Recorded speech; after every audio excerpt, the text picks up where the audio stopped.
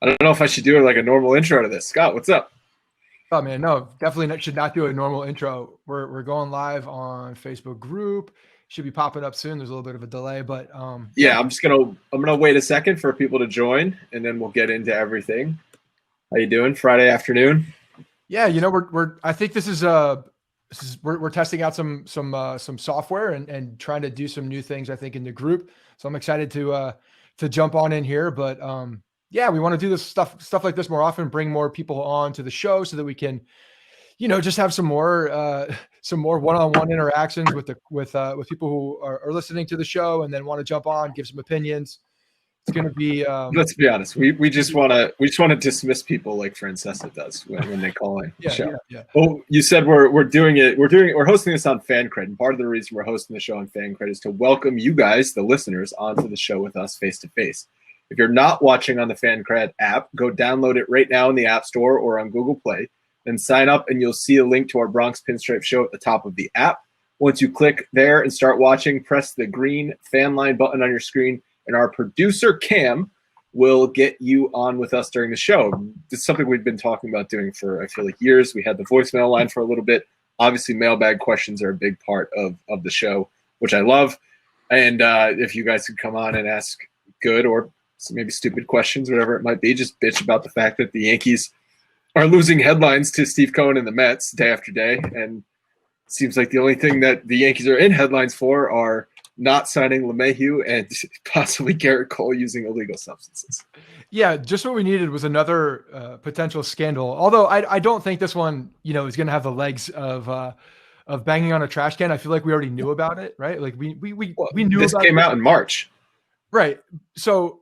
But here's what I think, though, because this is something that ESPN just dropped. Obviously, there's a little bit more coming out now with the way that the clubhouse attendant got released, and now he's making a little bit of a stir as well. But here, I think that this one does have potential to now open some floodgates to other people talking, and now we're talking about different substances that we didn't know about before. And I remembered reading an article. It was actually like an excerpt from I think it was an Astros post-game report. Do you remember that article that I found digging one day? And it was talking about the seams and how some of these guys were just not as big of a believer in like the way that the seams made an impact on the ball, and that they were juiced and all these things. I don't know. It was just like an inference to the point where I think that these substances have been just taken to a different level, and I don't think we know the type of level that they've been taken to. I think it's beyond what most people think with pine tar and. So apparently this guy, what was his name again? Brian Harkins. He was a clubhouse attendant for the Angels for a long time. And he was he made this like concoction of pine tar and secret sauce. Who the hell knows what else he was putting in there? He could have been pissing in a bucket for all we know. Like he was making some substance that Angels pitchers and opposing pitchers, which I find hilarious that like, he's providing this to the visiting team as well. And Angels players seemed okay with it. One thing I always find funny. That's exactly it, isn't it? Like that talks about what this is. It goes back to player safety. And there are guys who step into the box with a bat that are fine with it too. Because on a cold day. What are we even talking about? If this is being provided to both home and away teams, and anyone, we all know everyone is, Buster only tweeted, there's someone always doctoring the baseball in some way in every game. Just don't be obvious about it. Don't be Michael Pineda about it. Because what happens is that if you start getting into special concoctions, special mixtures of said substances, now we're talking about different things. And in the article, they were talking about how these substances, have been, some of them have evolved. Some of them have gotten a little bit more, I don't know, particular, and they've lasered in on some of these concoctions to do certain things. This is where I had a lot of not hesitancy, but I was like, we're going to sign Garrett Cole. We need to at least acknowledge the fact that the Astros were cheating. And I know it was on the offensive side, but if you're an organization who has no problem with the cheating on the offensive side, how are you supposed to know how deep that runs? How do you know how deep something like that actually runs into an organization? And we saw the spin rate. Trevor Bauer is a guy who's been chirping all the time talking about the spin rate. The spin rate miracles that have happened in Houston, coming from mostly Pittsburgh, really, But with Charlie Morton, with even Verlander had a tick up when he came over. Like these are real. The data is there. I'm just wondering what else they're doing beyond just a little pine tar and rosin. What else is going into these substances now? Because that's when you start getting into more things that have implications. Yeah. So before we continue talking about this, one thing I want to say: if you have a comment or a question, post it in the comments on Facebook or wherever you're watching. I think most people are probably watching this from Facebook, or you can go get the FanCred app, go to fancred.com. It'll automatically reroute you to the app store, and you can actually join the show like live with us. But a couple of people are commenting, like I think I saw Rose say this scandal is going nowhere. I hesitate to even call it a scandal. What pisses me off is that Garrett Cole was like the name in the headline, even though when you read the article, there's multiple big name pitchers, like you said, Verlander. I think Corey Kluber was also named, and just think about the top 15 starting pitchers over the past 10 years, and they were probably named in this article. So it's just, why was Garrett Cole put in the headline? Because he's a Yankee and he's maybe the best pitcher in the world right now. Like that's the reason why Garrett Cole. And he just got the biggest contract, coming into this year. So there's a lot of reasons why they put his name in there for sure. We're gonna bring in Sam right now. He's our first guest. Let's get him on here, see what he wants to talk about. But yeah, so I mean, you're worried about maybe potentially what opens up to other substances. Sam, what's going on, man? How's it going, guys? I 100% agree with you on this whole substance thing. I think that what you're talking about. I think it is a problem with,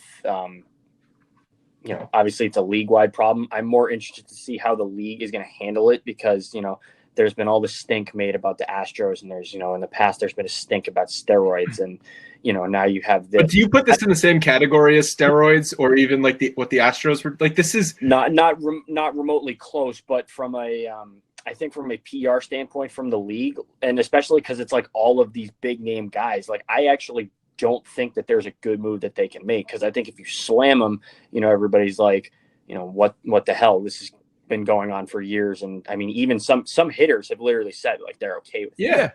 So here's the other side of this. I could see them coming out and saying, okay, and just allow pine tar, allow some of these substances to a degree, or legalize one of these mixture substances so that on a cold day, they're doing. That's not going to solve anything. These players are still going to find say you legalize a certain substance. There's still going to be some pitchers who are like, well, I like my substance a certain this way, so I'm going to try and do that instead. And then it's like, well, then what's legal, what's illegal? It's just so. But that's going to happen. That can happen with everything. The fact is that nothing is legal right now. You can't even technically lick your fingers on the mound. You got to walk off the mound, lick your fingers, get back up there, which is a stupid rule. So they could go to a level where they're allowing something that's league approved that would appease the people that want to have it, but also make it not a scandal and make it not anything remotely. Stop saying the word scandal. This is not a scandal. It's fun to say scandal. It's scandal. We should also talk about Garrett Cole texting like a 13-year-old girl. He says, "Hey, Bubba, it's Garrett Cole. I was wondering if you could help me out with a sticky situation, wink face emoji. We don't see you until May, but have some road games in April that are in cold weather places. That stuff last year seizes up when it gets cold."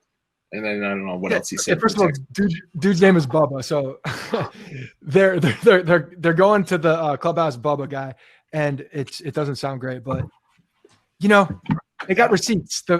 Garrett Cole's you got to limit these receipts. He's got to smash his cell phone like Tom Brady.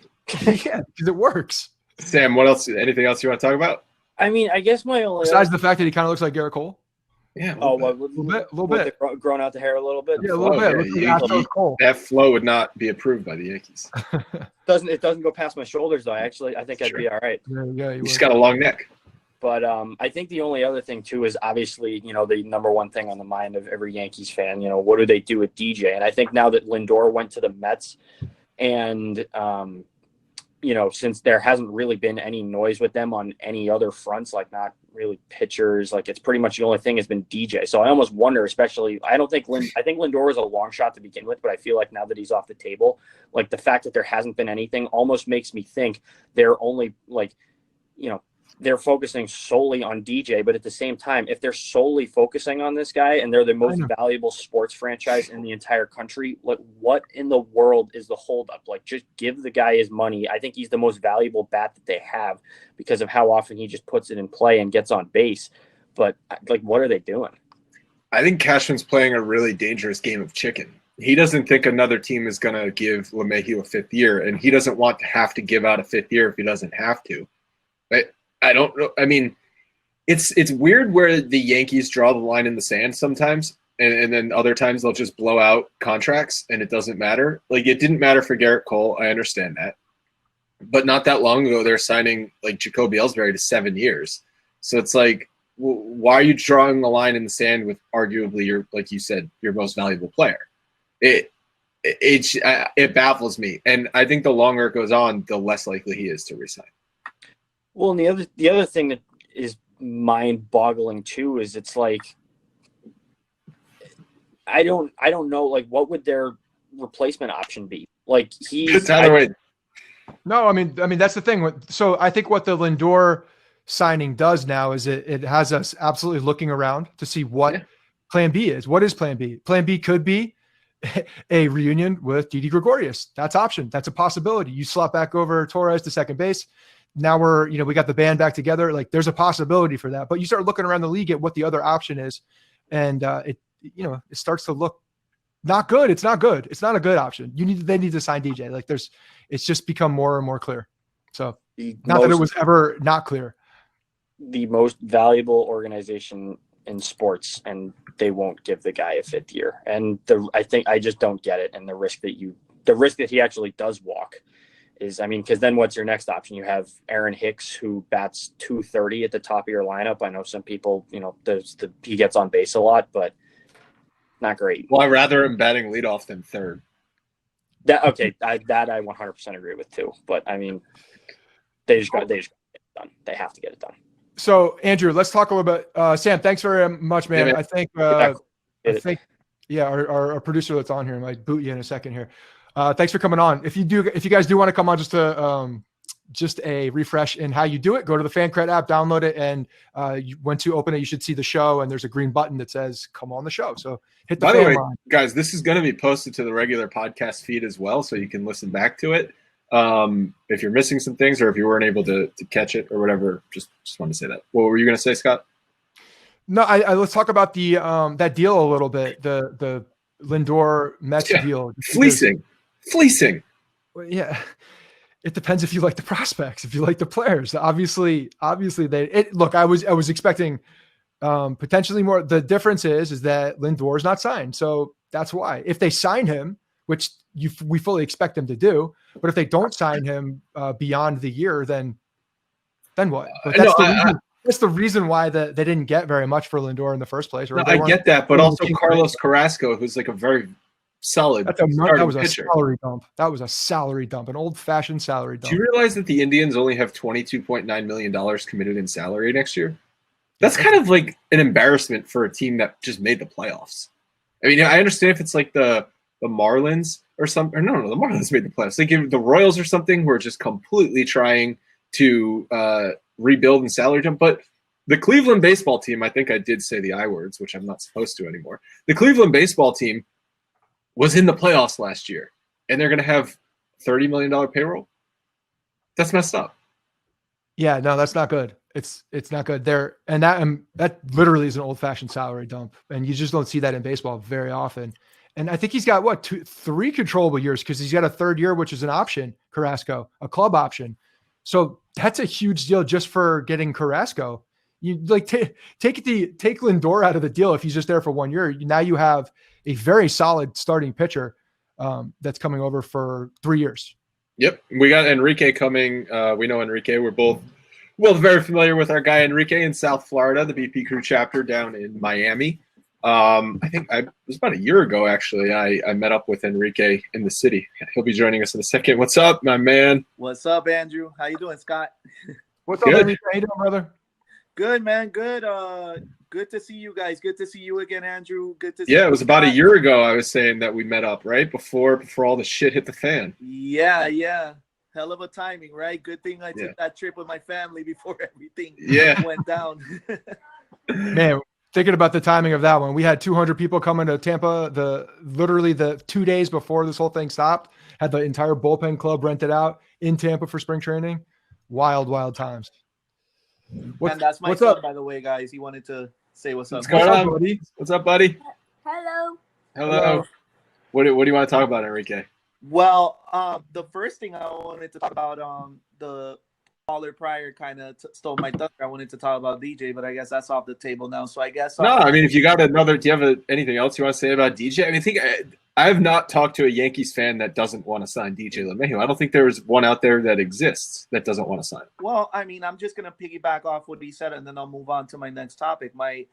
I'm going to piggyback off what he said and just ask what's taking so long. Like, why didn't this get done like yesterday? Like, I'm an avid listener of you guys. I listen every single week to the podcast, and I was 100% with you guys since day one. Like, why wasn't this done in season before it got to this point? You know what I'm saying? Like, that's one of those things where expectations, I guess, are coming to play because they don't do stuff in season. We know that, right? But you're right. It should happen immediately with a guy like him who's proven so valuable, he outplayed the contract that he was signed for, significantly. And when the Yankees, I remember how many fans were like, what are we going to do with this guy when they signed him? Like, what is Cashman doing? We got these positions filled. But obviously they knew something. Cashman has been, if we're looking at Cashman's career and like the things that he's done well, identifying talent with position players has always been one, and being able to pull it from places that other people are not looking. We saw it with Didi, we saw it with Voit, we've seen it with Urshela, we've seen it he's got a very deep track record of doing this. So it's tough to see why they didn't say, okay, this is another level. This is an MVP type guy. Sign him now. Stop messing around. And I'm at a loss. I have no clue why it hasn't happened already. There's no legitimate reason why you would unless DJ LeMahieu on the back end is saying, I'm not signing the deal that you've put on. Yeah. Maybe they've said I will match, but maybe he just wants to look around. Maybe that's the case that we don't know. I don't know. But other than some other kind of circumstance, doesn't make sense to me. Yeah. Especially them saying it's the number one priority. It doesn't make sense to me. Rob on Facebook, just real quick, Enrique. Rob on Facebook goes, I'm in the middle of teaching 5th grade and I'm just stopping to say hello. So you got someone actively teaching 5th grade right now who's watching the show. Nice. That's awesome. I mean, it's a Zoom call just like this, right? Yeah, of course. It's Zoom school, Zoom podcasting. Oh, someone just wished you a happy New Year too, which I'm very happy about. Of course they did. By the way, or Enrique, you had another one. What's up? No, also, by the way, since we're getting the pleasantries out of the way, also, I didn't get a chance to tell you. Thank you. Congratulations, Andrew, on the wedding and everything. Oh, man. I get to tell you in person. So I appreciate it. Yeah. Thanks very much. That seems like ages ago at this point. Yeah. Yeah. Now he's moved on. He's got a kid coming soon. So next, the marriage is old news. Yeah. Congrats. Now your life is about to get turned upside down. Congratulations. Thanks, buddy. Yeah. And just getting on what you guys were saying, not only is he your best hitter, but like you guys have said on the podcast, he's a player that he's worth the long contract. Like that whole 5th year thing doesn't make sense with him because he's not one of those guys that will get old and strike out a bunch like we had with Giambi, with A-Rod, with all these old timers that just swung and missed at the latter part of their career. DJ's style will, it'll last until he decides to stop playing. That style of putting the bat to the ball will not go out. You know what I'm saying? So I don't understand what's the holdup. Plus his defense. Like, are you kidding me? So that's the thing with his defense too. Like he slots over to third base, he slots over to first base. He's got the opportunity to even move away from the more athletic positions where you need to cover more ground and just be solid. So everything you're saying is right. Everything nothing makes sense. Do you think the analytics department is behind not signing a 32-year-old player to a 5-year contract? Do you think if they are, this is another one of those reasons how they are not identifying the human aspects of what's going on because of his style, the way that he plays baseball, the way that he does things? I don't know. I'm with you, but like his play translates. There's probably some spreadsheet in the Yankees front office that says when a player is 32 years old, you don't sign him for more than Then maybe they should have brought that spreadsheet out when they signed A-Rod those deal, and they should. No, but the counter to that is you don't make the same mistakes over and over again. So you got to change your ways eventually. The fact that they're changing their ways potentially for DJ LeMahieu is infuriating, but that might be the case. They might just say, we don't see a market out there for him for more than 4 years. We don't think that's going to be. We don't think a team is going to give him 5 years, so we're just going to wait him out. Based on what the contracts were last year from some of these guys, based on what we saw Strasburg get, a guy who's got a massive injury risk, like every second, every throw, you're like scared to death the guy's going to, his arm's going to fall off. There's nothing saying that the market won't overpay. Nothing is saying that. The market will overpay for the right person. If the team believes that this is the right person, they'll overpay. Why aren't the Yankees? Guys, if I could get one more point in. What's up? The other topic I was going to throw in, like I said, I thought we weren't going to start letting you anymore. The previous caller talked about it. What's going to happen with my son's favorite player, Gary? Like, what are the Yankees going to do with him? Like, I don't understand what's this whole thing that they still believe in him. This, like, when do you cut ties? When do you say, okay, enough? You know, you've had plenty of time to prove yourself. You know, you're great with the bat when you're on, but you're not on enough to be a valuable asset to us. Like, he hasn't done anything to show it. And then his defense is lackluster. So it's like, when do we move on? So with Gary Sanchez, they're obviously the organization is behind him still. They believe that he is, and thanks, Enrique. Yeah, the connection was a little iffy. So the producer, we just but Enrique, thank you. Good to see you. They believe that he has the abilities, clearly. But I think more to the point, if we were in a decision year right now, and it wasn't an arbitration year, if it was a year though that the Yankees had to offer him a contract in a different way that was a little bit more money, it was a little bit of a different scenario, I think they might walk away from him. But I think given the value of the way that the contract was laid out because of the arbitration and because of this current situation, I think that's what made it. I still think that they clearly want to make sure that he has every ability to get it out. But also, I don't think they were going to sign, say, McCann, right, who the Mets signed. And I don't think they were ever going to be in on JT Realmuto. So we're talking about plan Bs. What is plan B for Gary Sanchez if you don't re-sign him? It's to have Higgy be the full-time catcher? I don't think that's a realistic plan. You cannot go into a season with Higgy as the full-time catcher. And guess what? Yeah, if that's your plan, you might as well have Gary Sanchez behind him or see there what at he the can same do. time, see what the upside is. Yeah. It was a no doubt situation. Like you got to bring him back for what the contract is and for what the upside is. So just hope that he figures it out. Like trust me, if you listen to the show, you know I'm as frustrated watching him as anybody. But I also see the upside and I understand what that is. Just a matter of he hasn't shown it in a long time, and I do think it's a player issue. We're going to bring Drew on in a second here, but I think this is the last shot for Gary. You have to see one time and for all if he can produce. What would be really ironic is if Gary has like a fantastic year and then they have to sign him because he had such a good year and then he just goes back to his crappy ways. Drew, what's up? Hey, what's going on, guys? What's up, Drew? So one thing I want to talk about is pitching. I think it's pretty common for us as Yankee fans to say, okay, we got Cole, but after that, it's kind of question mark. Yeah, pray for rain, and then have Garrett Cole come back. And it worries me that Cashman, Yankees management, whatever you want to call it, is saying, oh, okay, so we got Cole, but then we have Montgomery, Herman's coming back, Sevy's coming back halfway through the season. We got Davey, we got Clark Schmidt. So like, oh, we have 6 guys, we're good. It worries me that they're thinking that, or they're thinking, okay, we lost Paxton and Tanaka, but we have Herman coming back and then Sevy halfway through the season. So we're good. We're good. We don't have to get pitching. So it worries me that they're going to do something like that and say, we're good to go.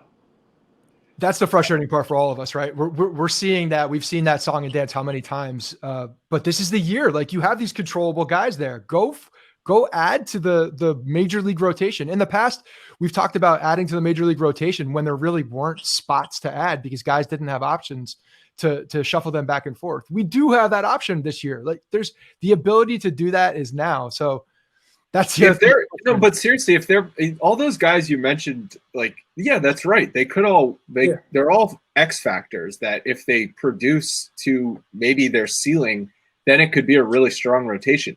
But the likelihood of all of them doing that is almost zero. Yeah, you can't count on all of those guys producing above what their expectations could be. Yeah, and I think you could almost argue, given that you can't expect all of them to go to their ceiling, compared to what the rotation was last season. It's the rotation's not as good as it was last year, and obviously that didn't get us to the World Series or even the ALCS. So I think also last year was 60 games. This year is maybe going to be 162, but it's going to be at least 120 games. Yeah. So you're going to count on one ace and a bunch of question marks to get through 100 plus regular season games and then 4 playoff rounds. Yeah. It's not going to happen. Yeah. And not to mention 2 of those guys are still essentially kind of rookies in Schmidt and Devi. And then you have Herman, who hasn't pitched in forever, Sevy, who hasn't pitched in forever, who's coming off. You can't count on Sevy at all. Yeah. I don't think you can count on Sevy. Sevy's the quote Cashman midseason acquisition that we're going to hear about, that we're all going to vomit about. Like, so what would you do? Drew, what would you do? Like, what are you like? Just go balls out for Trevor Bauer? Are you try and make a savvy trade? What do you want to do? I would probably look maybe trade first. You know, I'd love to say Trevor Bauer, but is that realistic? Probably not. And again, I think I saw something where he was still looking for 30, 40 a year for like 6 years, and it's like, all right, well, that's not going to happen for us. So. A lot of that is chirp too. Like he's making noise on social. We'll see what happens with his actual contract. Also, to this point about pitching, Adam on Facebook kind of makes a good point. He's like, the bullpen is kind of trending down as well. Yeah. Guys are getting older. They lost Tommy Kahnle. Not that he was going to be available anyway. They lost Holder. Not that he was like a huge piece, but he's like kind of a back of the bullpen guy that gives okay innings. You've got Chapman and Britton who are getting older. You've got Chad Green who's getting older. So if your plan is like still go with 4 or 5 innings out of your bullpen every night, it's not going to last for much longer. It's not. And this is just total side note. Jonathan Holder definitely feels like the new Adam Warren, where he's going to come back to the team like 19 times, right? I feel like we're going to be talking about him for a long time, coming back. Yeah, they have to make a move in both spots, really. I mean, when you look at what the bullpen is, unless they can get some more out of some of the guys that they believe in, like Johnny Lasagna, like if he can become a dependable bullpen guy, maybe, but we haven't seen it yet. But yeah, it's a lot of uncertainty beyond Garrett Cole. How would you rank? And now we have this with the Drew. If you had to rank the starters behind Garrett Cole for next year, how would you rank them? I mean, I don't know. With it being next year, with Sevy coming off injury and Herman not pitching for a while, it's tough. But I hold Montgomery a little bit higher than I think most people do. I'm not saying he's a number 2, but I'm saying given the inexperience and coming back from not playing that the other guys have, and with what they're going to come back with, I hold Montgomery actually higher than most people would with what we have to play with. So I do like Montgomery. Herman, I don't know. We saw him really good in the first half of the year the last time he played, but he kind of fell off. Sevy, I don't even know if you can talk about him right now because of his the tone in your voice. The tone in your voice says it all. You're trying to like talk yourself into these guys behind Garrett Cole. Like, it's not going to happen. One guy, I know you asked me, what would I do? One guy that comes to mind, which I've been thinking about, is Corey Kluber. I think he's it's low risk, high reward. Yeah, he's a little bit older, but I don't think we're going to have to pay him a lot of money.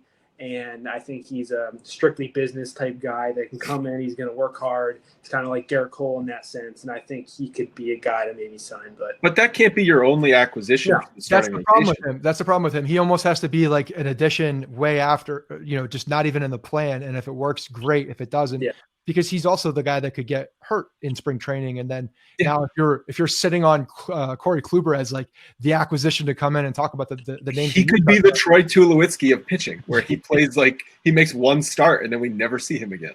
Yeah. So there's but I mean, Trevor Bauer, while not ideal with the contract, I mean, he's the best guy on the market right now. And And he may, I mean, it would not surprise me if he came in with like a Darrell Revis assassin type contract where it's a 1 year, go in, do every $40 million. Would $50 you do million. it? 1 year, $40 million. Would you sign that if you're Brian Cashman? Because there's also talk that they just want to be under the luxury tax next year because, the Yankees and their multi-billion-dollar team had such a hard year financially in 2020. So they want to get under the luxury tax for 2021. So if you sign Trevor Bauer, it's impossible. You can't. Yeah. It totally screws the luxury tax numbers, those 1 year contracts. So again, DJ's number one too. So we got to everything is after that. Anything else, Drew?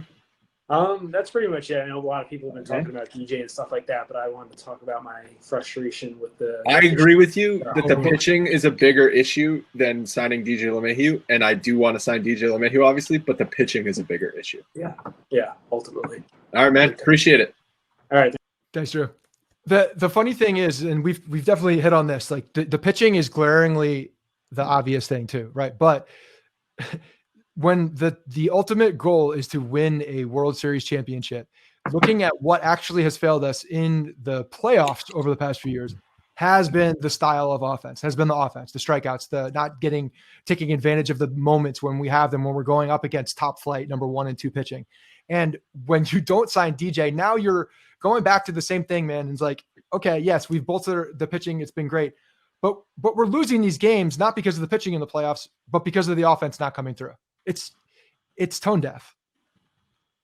Yeah, we've got Andrew coming on. This might be one of the Andrews who submitted mailbag questions last week. One of the multiple Andrews, not my alter ego personalities. But no, you said the strikeouts have bit them in the ass in the playoffs. That's 100% true. But also starting pitching, like they tried to do opener shenanigans in Game 2 of their playoff series. Andrew, what's up, man? Hey, what's going on, guys? Hey, Andrew. I wanted to come on here. First of all, I wanted to give a big shout out to Bubba because he has, I think, all but destroyed our chances at finally getting Trevor Bauer. Call me pessimistic. Yeah, Trevor Bauer is trolling the shit out of Garrett Cole on Twitter today.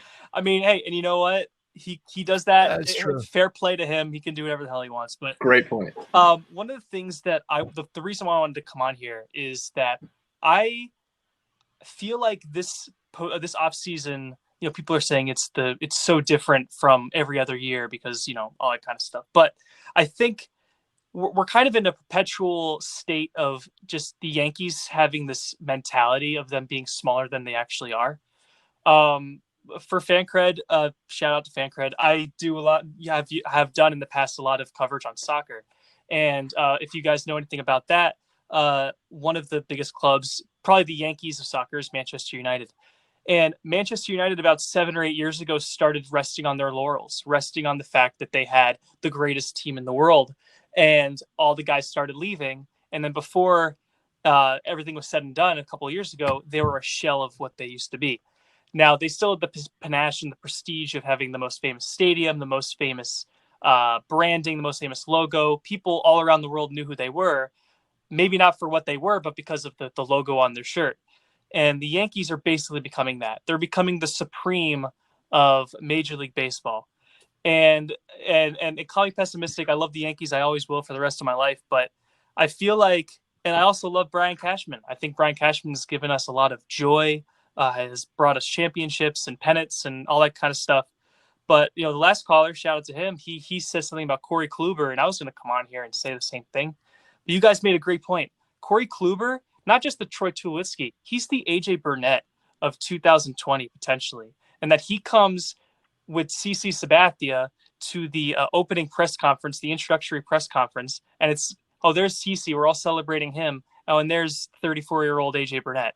And while AJ had his moments, you don't win the 2009 World Series because you got AJ Burnett. You won because you had everyone else. And I feel like, I'm not saying Trevor Bauer is the answer, but I'm saying that I feel like they have to be more creative than this because, again, the Yankees are not only they're the biggest team in baseball, they're the biggest team in professional sports. They have the resources to outspend everyone, and they have the smarts in the front office now with Cashman and his control of the analytics department and everything to be as smart and creative as some small market teams.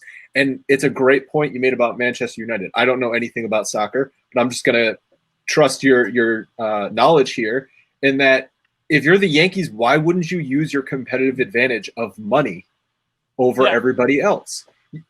You've now set yourself up to where you're not just spending like you were in the 2000s and early 2010s. You've set yourself up where you have good prospects and you have lower salary guys who are some of your best players on your roster.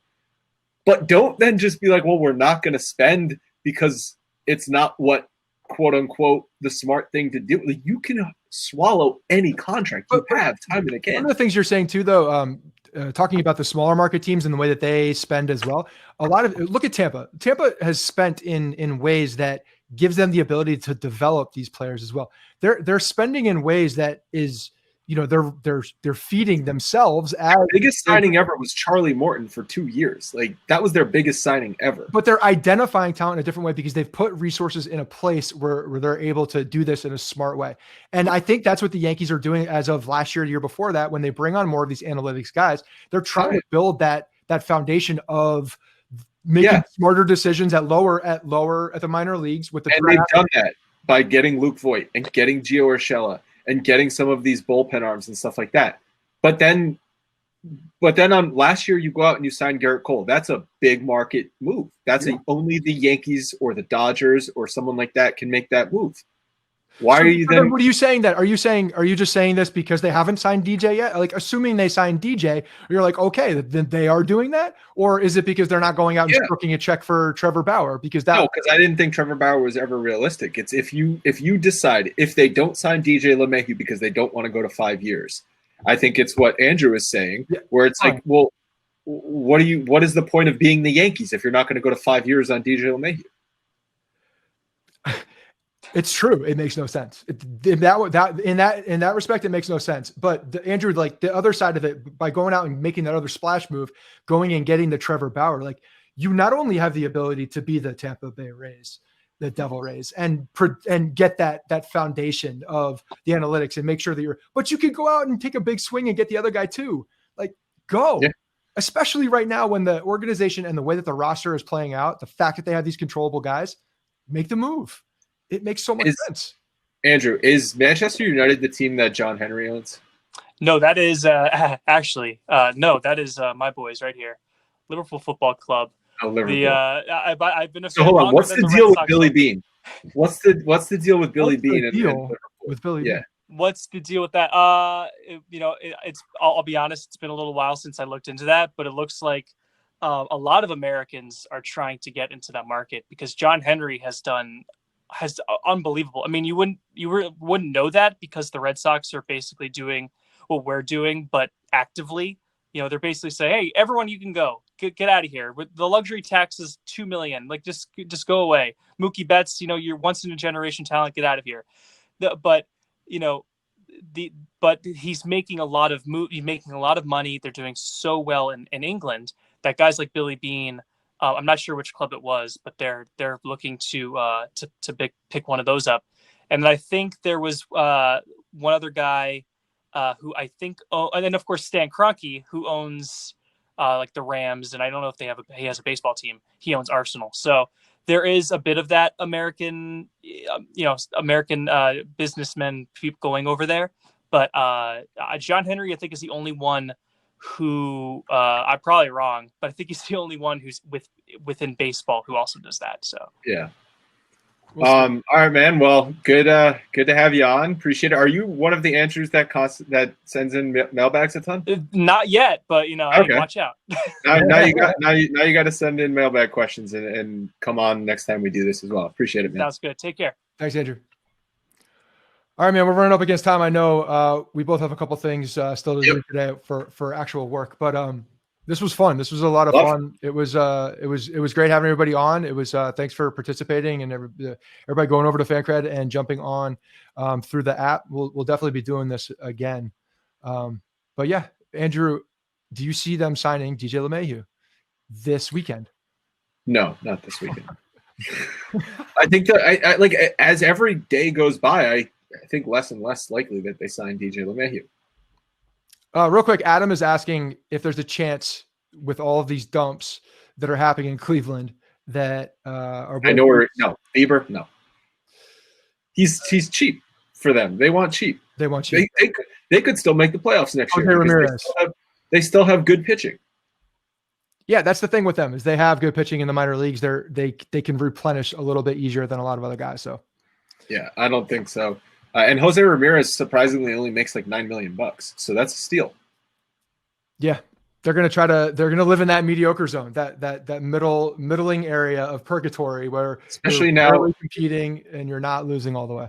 If you can make the playoffs by winning 84 games because there's more than half the league makes the playoffs, then the owner is going to gladly do that. Sad reality. Sucks. Sad reality. This was a lot of fun. I'm sure we'll be doing it again. More info to come there. We'll probably talk about the details on our next regular show, and we'll be posting it. Thanks everyone for joining. Thanks everyone for watching and posting in the comments and stuff like that. We'll catch you guys next time. See you guys later.